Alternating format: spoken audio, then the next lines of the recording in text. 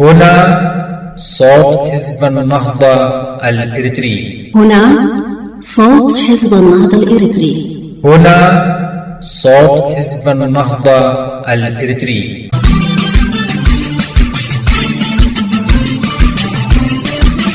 صوت حزب النهضة الإريتري من أجل إسقاط نظام الهكتف الشمولي وتعريته وإحلال البديل الديمقراطي الملبي لتطلعات شعبنا. هنا صوت حزب النهضة الإريتري. كما يعبر عن معاناة المستضعفين من أبناء شعبنا الإريتري. مستمعينا الأعزاء في كل مكان، أعضاء ومؤيدي حزب النهضة الإريتري أينما كنتم، السلام عليكم ورحمة الله وبركاته. من القسم العربي في إذاعة صوت حزب النهضة الإريتري، صوت النضال المستمر حتى تحقيق أهداف شعبنا في العدالة والديمقراطية، نهب بكل مواطن إريتري حر في داخل إريتريا أو خارجها أن يكون قلعة حصينة في التصدي والصمود، وصوتا مدويا بالحق في وجه عصابات النظام الدكتاتوري الإريتري الذي يعبث بمستقبل شعبنا وأرضنا.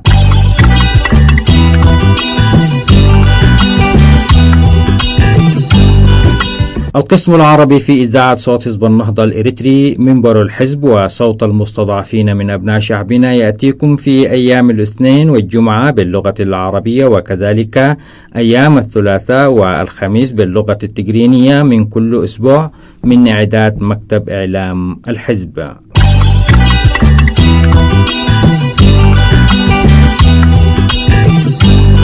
تتابعون أولى فقرات بثنا اليوم الاثنين 30 من يوليو 2018، النشرة الإخبارية، ثم تليها دائما فقرات من التقارير والتعليقات واللقاءات السياسية التي تسلط الضوء على مجريات الأحداث في داخل إريتريا وخارجها، وكذلك التطورات الداخلية لحزب النهضة الإريتري.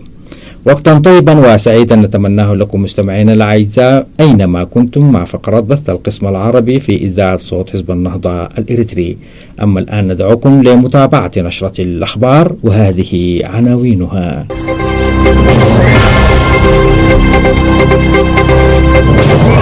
ضابط المخابرات رؤسوم سفيرا لأسمرة لدى أديس أبابا. قمة سعودية إريترية في المملكة العربية السعودية. جيبوتي تسعى إلى مساعدة الأمم المتحدة في حل النزاع الحدودي مع إريتريا. قمة ثلاثية إماراتية إريترية إثيوبية في أبو ظبي. كانت هذه عناوين النشرة، وتتابعون تفاصيلها عقب هذا الفاصل القصير من صوت حزب النهضة الإريتري. أهلا بكم مرة أخرى مستمعينا الكرام في صوت حزب النهضة الإريتري، وإليكم نشرة الأخبار. استقبل الشيخ محمد بن زايد آل نهيان ولي عهد أبو ظبي نائب القائد الأعلى للقوات المسلحة الإماراتية الرئيس الإريتري السياس أفورقي ورئيس الوزراء الإثيوبي أبي أحمد الثلاثاء 17 من يوليو 2018 في قصر الرئاسة بأبو ظبي. وأضافت قناة الغد إن أبو ظبي تستضيف قمة ثلاثية تجمع الشيخ محمد بن زايد آل نهيان بالإضافة إلى أفورقي وأبي أحمد بعد وصولهما إلى الإمارات في زيارة رسمية. ووقع أفورقي وأبي أحمد في سجل الزوار عقب استقبالهما من قبل الشيخ محمد بن زايد آل نهيان. بتسمية رجل المخابرات والأمن سمرير رؤسوم سفير بدرجة وزير لدى أديس أبابا، تتضح الرؤية الإريترية لعلاقتها مع جارتها التي اختارت السفير الشاب رضوان حسين. رؤسوم رجل خبرته في إدارة ملفات أمنية مثقل بتجارب ومرارات السابق، ورضوان شاب منفتح من جيل رئيس الوزراء، منفتح غير مثقل بالتاريخ القديم لعلاقات الجبهة الشعبية لتحرير إريتريا مع حركات التحرر الأثيوبية التي أسقطت منجستو هايلي ماريام في تسعينيات القرن الماضي. وأضاف موقع دوليس الإريتري المستقل إن رؤسوم الذي خدم في جهاز 72 الأمني للجبهة الشعبية في المحطات الخارجية وخاصة الخرطوم طوال فترة الكفاح المسلح، وحسب مصدر مطلع على تاريخ الجبهة الشعبية لتحرير إريتريا أن الرجل منذ التحاقه بالميدان عمل في جهاز الأمن، ثم سفيرا في الولايات المتحدة التي درس وتخرج منها، كما عمل ولمدة 17 عاما في مختلف المدن السودانية كمسؤول أمني. ويضيف المصدر والذي أكد بحكم أنه ضابط مخابرات سابق يريد الرئيس الإريتري إسياس أفورقي تدفق المعلومات حول التطورات في إثيوبيا أول بأول، وهذه مهمة يمكن أن يقوم بها هذا الشخص أفضل من غيره. هذا وقد شغل رؤسوم مواقع عدة كمسؤول أول في الإقليم الأوسط ووزيرا للتعليم العام بجانب عمله في الأجهزة الأمنية. تسعى جيبوتي للحصول على مساعدة الأمم المتحدة لحل مشكلة الحدود مع إريتريا المجاورة. وقال سفير جيبوتي في الأمم المتحدة محمد سياد دعالي في رسالة إلى مجلس الأمن إنهم يريدون المساعدة في الوساطة الدولية مع إريتريا. وأضاف موقع الصومال الجديد أن سفير جيبوتي ذكر في الرسالة أن جيبوتي ترغب في تدخل الأمم المتحدة بهدف تسهيل التوصل إلى اتفاق بين البلدين على أساس مقبول، وشدد على أن جيبوتي تريد تسوية أو تحكيما دوليا يكون ملزما قانونيا. استضافت مدينة جدة بالمملكة العربية السعودية قمة سعودية إريترية في إطار زيارة قام بها رئيس دولة إريتريا إسياس أفورقي للسعودية. ووفقا لوكالة الأنباء السعودية عقد خادم الحرمين الشريفين الملك سلمان بن عبد العزيز آل سعود حفظه الله في جدة الاثنين 23 من يوليو 2018 جلسة مباحثات مع الرئيس إسياس أفورقي رئيس دولة إريتريا. وأضاف موقع الصومال الجديد أنه بحسب المصدر ذاته جرى خلال الجلسة بحث العلاقات الثنائية وسبل تنميتها وتعزيزها في مختلف المجالات، إضافة إلى استعراض مستجدات الأحداث على الساحة الإقليمية. حضر جلسة المباحثات من جانب المملكة صاحب السمو الملكي الأمير خالد الفيصل بن عبد العزيز مستشار خادم الحرمين الشريفين أمير منطقة مكة المكرمة، وصاحب السمو الملكي الأمير عبد العزيز بن سعود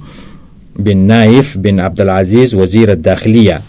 ومعالي وزير الدولة عضو مجلس الوزراء الدكتور مساعد بن محمد العيبان، ومعالي وزير الخارجية الأستاذ عادل بن أحمد الجبير، ومعالي وزير الدولة لشؤون الدول الإفريقية الأستاذ أحمد بن عبد العزيز قطان الوزير المرافق، والقائم بالأعمال بالنيابة بسفارة خادم الحرمين الشريفين لدى إريتريا الدكتور عبد الله بن سلطان الشريف. كما حضرها من الجانب الإريتري وزير الخارجية عثمان صالح محمد والمستشار الخاص للرئيس يماني قبرآب ومدير مكتب الرئيس أمين حسن. بنهاية هذا الخبر مستمعينا الكرام نصل بكم إلى ختام نشرتنا قدمناها لكم من صوت حزب النهضة الإريتري. لا لا لا لا لا لا لا لا لا لا لا لا لا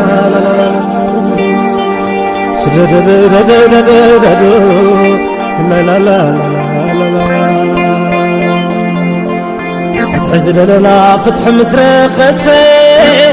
وام زدلنا وام مستقاسي رستنا زبلنا بيتنا مسفرسي زبرا زبلنا أنا مسفرسي الله خير نكال زدلنا ويسنوا غير الله خير نسوكم ودو بزح العزم زمو الله خير نروي يدوز بيزتبيو نزاني يدو بزح ويسنقوايو قال سكو على ما يوايكون انت راغال معسكوين وانبر ممنتال عوتاي متني حد حد مزنتال بعزعو كف درقف بعزو متنقال زيكون عمان قدنا متحين حد قد كيرنا زين الزاتي انت يا عبس عنكفات موقوتي زين وكس تاريخ بوتاتنا متكلاتهم تتقمنا زين قنصل مصحف جقان كذكرى دمو خلعلو شموم كرساقر مخبرت وقنوم حزب زمرعو عبقدميتنا قوينوم حتى غلمتم مع ورقي بتروم زيد فرقر ما سنادروم صلاة للنشر بعال كبيرة بعال راس تسمى من غرنا عقراب قطر كتما ودز فطرنا قال سفلما حلاقتنا قراويان أرما حلاقتنا قراويان أرما انت يدم دبلو سبيخ خاكر اسكزانتاتاتهم ننكر أقودما ننبر أقودما ننمادر عشوية قديفنا قنعممكم نقر من هالنا دمي وسلامنا خسر انت يدم زبلونا بطاتنا ولد مريم شيخ إبراهيم سلطان بعفشا كلنا سلام يكس دراي نرست خسيف زي وجه خلا نرست خسيف زي وجه كم عر تريرو خم بسان ديرو خم نسر بريرو سيف مزيز واتو قتيرو بجاز هاغرو وانا رستو يخون تخالو باريرو وانا رستو يخون تخالو بار سكوي وغلام سلز على المريض حقيقة ما ينقون زي ركبهم حريد سمعتنا وفرتنا دمعتن مرحة آليتن نعتن حداقاتن وكو يوم سنغر.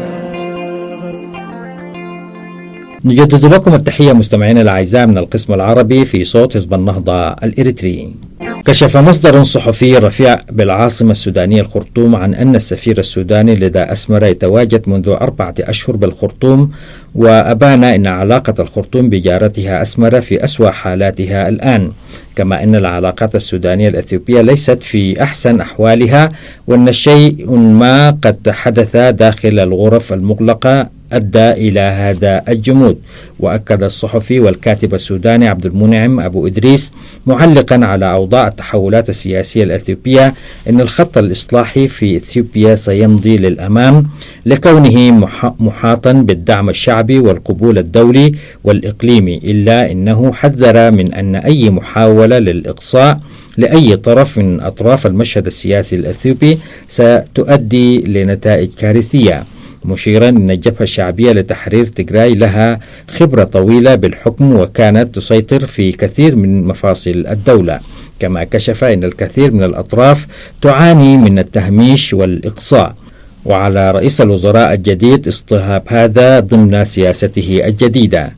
وأضاف موقع دوليس الإريتري المستقل أن الأستاذ أبو إدريس الذي كان يتحدث لإذاعة صوت إريتريا مساء الاثنين 23 من يوليو 2018 والتي تبث برنامجا أسبوعيا من ميلبورن، أبان أن نظام ديمقراطي تعددي يمثل كل مكونات الشعب الإريتري سوف يكمل الصورة، داعيا لمزيد من ممارسة الضغط الداخلي والخارجي على النظام القائم في أسمرة لكي ينعم الشعبين بالسلام والاستقرار، واصفا النظام الإريتري بأنه لا يماشي الإيقاع المتسارع في جارته إثيوبيا، وشبه النظام القائم بأسمرة بالبؤرة الغريبة وسط هذه التطورات المتلاحقة في إثيوبيا والتي وضعت أسمرة تحت ضغط شديد، مشيرا أن طبيعة النظام الإريتري لا تسمح بالاستجابة للتحولات، وإن قبل فإنها ستكون بطيئة نسبة لطبيعة النظام الذي يقوده شخص واحد. ودعا أبو إدريس اللاعبين الجدد بالعاصمة الإثيوبية أن لا يفكروا فقط بمصالحهم بمعزل عن مصالح الشعب الإريتري، وذلك لمصلحة استمرار وضمان السلام بالمنطقة. كما كشف أبو إدريس أن الشارع العام السوداني مسرور جدا بالتطورات التي تحدث في إثيوبيا، وينظر عدد من المثقفين في السودان لرئيس الوزراء الأثيوبي كرمز أفريقي حسب تعبيره، وأشار أبو إدريس أن كل الأحزاب السودانية تلتزم الصمت. عاد الحزب الديمقراطي الذي أرسل وفدا كبيرا لسفارتي البلدين بالخرطوم للتهنئة، كما كشف أن قيادات برئاسة نائب رئيس المؤتمر الوطني الحاكم كانت قد زارت مدينة مقلة حاضرة إقليم تيغراي، كما زارت العاصمة الفيدرالية أديس أبابا والتقت بعدد من قيادات الجبهة الشعبية لتحرير تيغراي. عاد ذلك فإن السودان الرسمي لا زال يراقب تطورات الأوضاع في الهضبة الإثيوبية، ولم يصدر أي بيان رسمي حتى الآن حسب رأيي، إلا أنه عاد وأكد على أن أنباء صحفية ترددت بالخرطوم عن نية الحزب الحاكم لإرسال نائب الرئيس لأسمرة، لكن لم يحدد موعد الزيارة حتى الآن حسب إفاداته. هذا ويعتبر عبد المنعم أبو إدريس من المتخصصين لشؤون القرن الإفريقي عامة وإريتريا وإثيوبيا على وجه الخصوص. منكور رئينا وسمعنا حجاب حشمة وطهر من رأسكم أفقرا، وأنس وتبعدي بحت حابرا، ومناهج شريعتكم ودينكم غيرا، إلا من يتودوا حنت أردت تتأثرا، ومكرايكم نأبد وديبوا تتكبرا، إلا ما تطش عبنا إريتريا حقا إلا ميقل تتأبرا، دي بديننا تمتعنا حقا إلا تشنوها ليكم دي بالدنيا قلتم برا، حقا إلا تشنوها ليكم شباب دي بالدنيا قلتم برا، كم نواي كبوكم وقاتلوكم وقايدوكم كفا ودايا تبلو عليكم وديب أبونا موسى تتفكرا، كفا قدم عيبكم إلا دياسة توبوا إلى الله وعميدكم وسروا، واللي ظالم مسل حتى إذا قبقوا ديبوا إسلاماي وكستيناي وعيقاتوا صبروا، كفا تتبهل خلاويكم ومعاهدكم مدارسكم تتدبع، كفا تتبهل خلاويكم ومعاهدكم مدارسكم تتدبع، إلا لبا ما تقتلنا سنبي إلنا قل ظالم وشيوخنا عند الأسر وباباس وقشي وأسادسات يتهاقينا حقنا تكلنا قل نقبع، وإذا كل الحقوقكم دموع والقالي إنت يتهيبوا ديبا قل لما تيكم تتحدوا لكم أسياس أنكم حقوقكم جبع هكذا في لبل أنكم جبع، لؤوشكم يتعلموا وحجاب حشمتكم ودينكم كريا أو سجن وموت وقتل حريا كأنك بهلايا، حرمنا كأنك بهلايا، أبونا موسى أبدا لا وألف لا بيلا وهتنا لا بيلا يا أبايا، شعبنا مقطن ودقل ظالم هدف دينو تتمطع إلا عبايته يكهلايا، رب لك اللي سجب الشعبية هدف رب الأبدية من اللي عدنا إريتريا، ندال قل التلاليتو ندالنا قل التلاليتو قالوت مبلاسة أبونا موسى كل العالم سمعيا، شورت أنبتت قدم من أخريا، بتك قدرنا بروحتنا وقتنا ومالنا نسديا، نتحابرنا نتليا شباب هيا، إلا راية الكرامة بأمانة نرفعها تنما حرم حرايم ديب انتن ديب ظالم فقريا، عيب وكجهت يوم حقو انسايتنا لاكي تنا كفو الليت حالتهم وحالة حرمنا أزق اللي اندليا، كفو قبع هلا أبونا موسى وملهيامو ديب زنزانت، كفو قبع هلا أبونا موسى ديب العمر ديب زنزانت، كبتناها منو لزعت وهي حق إيه نترسى لنايف فينا وأمانة، ينبدعوم شعبنا كفينا ديما خيانة، ينبدعوم كفينا شعبنا كفي عذاب ديما خيانة، باب عبيب مطاونا سدنا قلد لو هلينا ما موتنا ديب حرمنا مطاونا ولا ناينا ديانة، كفا قبه الليت إلا نورا، كفا قبه الليت إلا نورا، منتو الأولو تسعي أنبالنا من زنزانة هدف قل أفقورا، منتم لقلوم تسعي أنبالنا من زنزانات هدف قل أفقورا، بحيايكم لهليكم رب لعتقكم ولا موتوا تعوتوا بجنات الخلد بحورا، إريتريا عجعاير هلا فقورا، شعب إريتريا إسلامي وكستيناي وقلاقل وكبسا برقيقات بشلت ميدك الكافولة والساطورة، شباب دم ستايه الليت قل عدنا هقدف إريتريا طبورة، شعب إريتريا بينو كفيا كم بدير يتفناتا، جربوا مثل إثيوبيا أباي قل رحابورة، زي ما احنا نبلغكم عدنا حتى وشعبنا حتى يتويل فناتا إلا آمورة، من راس قصار أسك راس دميرة، ومن عصب أسك قرورة، مدنا وبرورة، من نو برورا موانئها وجزراء بابحورا إريتريا شعبا أمورتو أسات مطفتكم أزب بايا قلت سرورا وبايا قلت تعادوا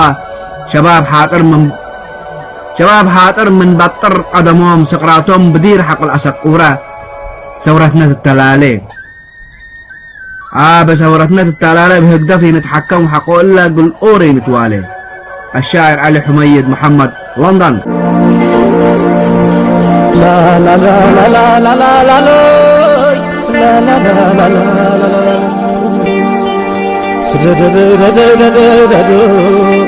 لا لا لا فتح زدلنا فتح مسرخ وام زدلنا وام مستقاسي رستنا زبلنا بيتنا مسفرسي زبرا زبلنا أنا مسفرسي نكال زدلنا ويسنوا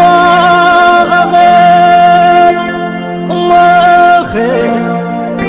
نسوكم ودو بزح نعزم سمو نروي دوز وزتبيو نزاني دو بزح ويسنقوايو قال سكو على ما يوايكون انت راغال معسكوين وانبر ممنتال عوتاي متني حد حد مزنتال بعزعون كف درقف بعزة متنقال زيكون عمان قدنا يتحنقال حد قد كيرنا زين الزاتي انت يا عبس عنكفات موقوتي زين وكس تاريخ بوتاتنا متكلاتهم تتقامنا زين قنص المصحف جقان كذكرى دمو خلعلو شموم كرساقر مخبرت وقنوم حزب زمرعو عبقدميتنا قوينوم حتى غلمت مع ورقي بتروم زيد فرقر ما سنادروم صلاة للنشرو بعال كبيرة بعال راس تسمى من غرنا عقراب قطر كتما ودز فطرنا كالس فلما حلاقتنا هقراويان أرما حلاقتنا هقراويان أرما انتاي دم دبلو سبخاكر اسكزان تاتاتهم ننكر أقودما ننبر أقودما ننماقر عشوية قديفنا قنعممكم نقر من هالنا دمي وسلامنا خسر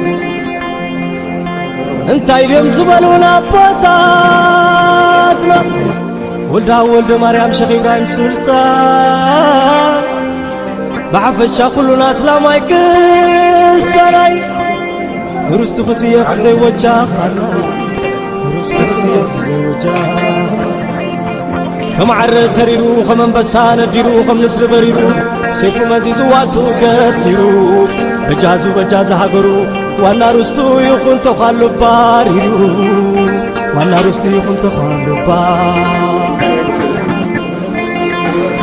سكوي وقالوا تنزع على المريض حقيقة ما ينقون زي ركبهم حريد سمعتنا وفرتنا دمعتن مرحتن آليتن ونعتن حداقاتن وكو يوم سنبر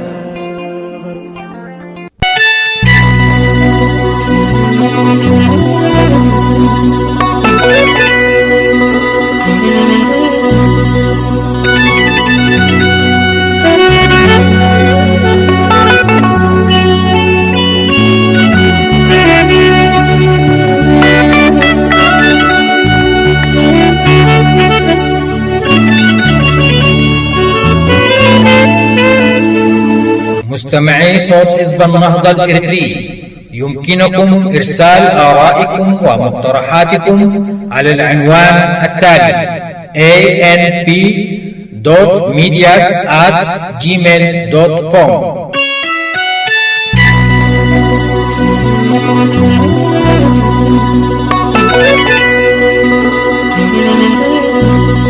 كما يسعدنا مستمعينا الأعزاء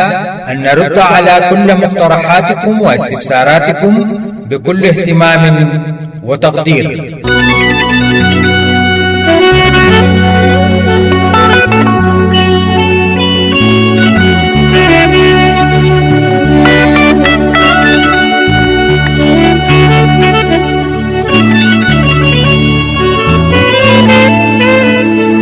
مستمعينا الأعزاء في كل مكان، متابعي برامج صوت حزب النهضة الإريتري، بنهاية هذه الفقرة نصل وإياكم إلى ختام برامجنا التي عديناها لكم من إعلام حزب النهضة الإريتري لهذا اليوم. مستمعينا الأعزاء، إلى أن نلتقيكم في برنامجنا القادم، نترككم في رعاية الله وحفظه. هنا صوت حزب النهضة الإريتري. هنا صوت حزب النهضة الإريتري. هنا صوت حزب النهضة الإريتري.